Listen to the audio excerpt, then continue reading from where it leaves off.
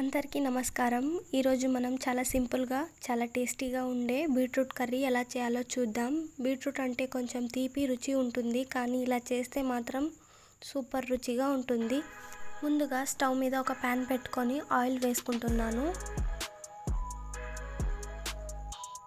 నూనె వేడైన తర్వాత శనగపప్పు వేసుకుంటున్నాను.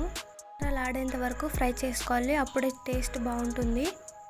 ఇప్పుడు జీలకర్ర ఆవాలు వేసుకుంటున్నాను. తర్వాత కరివేపాకు వేసుకుంటున్నాను.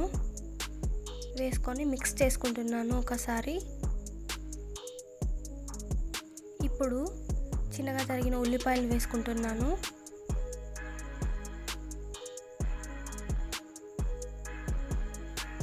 వేసుకొని మిక్స్ చేసుకుంటున్నాను.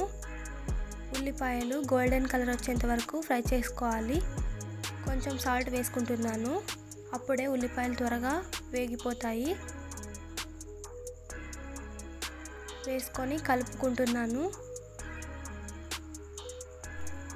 చూడండి, ఇలా ఫ్రై చేసుకున్న తర్వాత నిలువుగా తరిగిన పచ్చిమిర్చి వేసుకుంటున్నాను.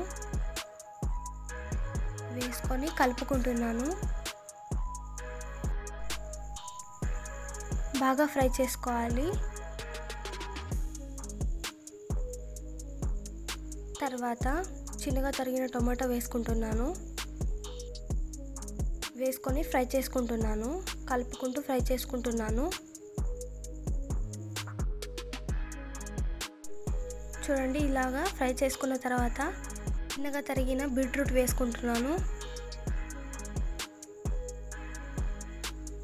వేసుకొని కలుపుకుంటున్నాను.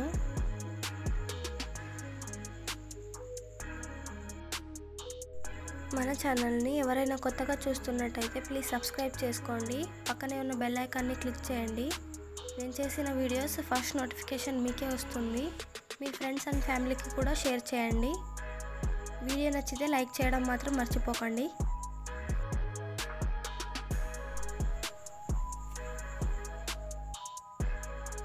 కొంచెం వాటర్ యాడ్ చేసుకుంటున్నాను.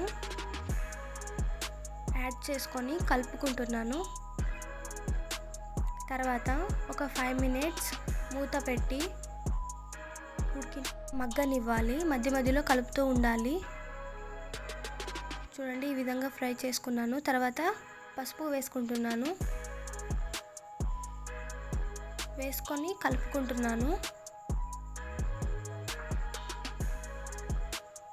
బాగా కలుపుకున్న తర్వాత కారం వేసుకుంటున్నాను.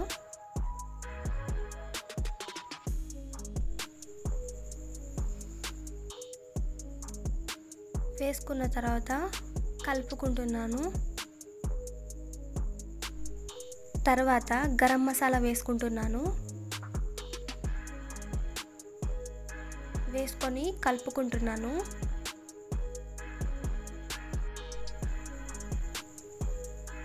చివరికి కరివేపాకు వేసుకుంటున్నాను.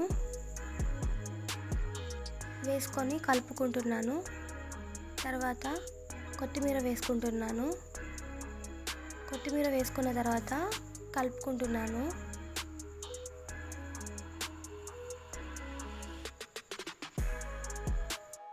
స్టవ్ ఆఫ్ చేసుకొని ఒక బౌల్లోకి సర్వ్ చేసుకుంటే అంతే అండి, రెడీ అయిపోయింది. ఈ కర్రీ చపాతీ, పూరి, అన్నంతో చాలా బాగుంటుంది. అంతే అండి, బీట్రూట్ కర్రీ రెడీ అయింది. మీరు కూడా ఒకసారి ఇంట్లో ట్రై చేసి ఎలా వచ్చిందో కామెంట్ చేయండి. అలాగే నెక్స్ట్ ఏ రెసిపీ కావాలో కూడా కింద కామెంట్ సెక్షన్లో చెప్పండి. మీకు ఈ రెసిపీ నచ్చితే లైక్ చేయండి, షేర్ చేయండి, కామెంట్ చేయండి. ఛానల్ని సబ్స్క్రైబ్ చేసుకోవడం మర్చిపోకండి. మళ్ళీ ఇంకో టేస్టీ రెసిపీతో కలుద్దాం. Thanks for watching.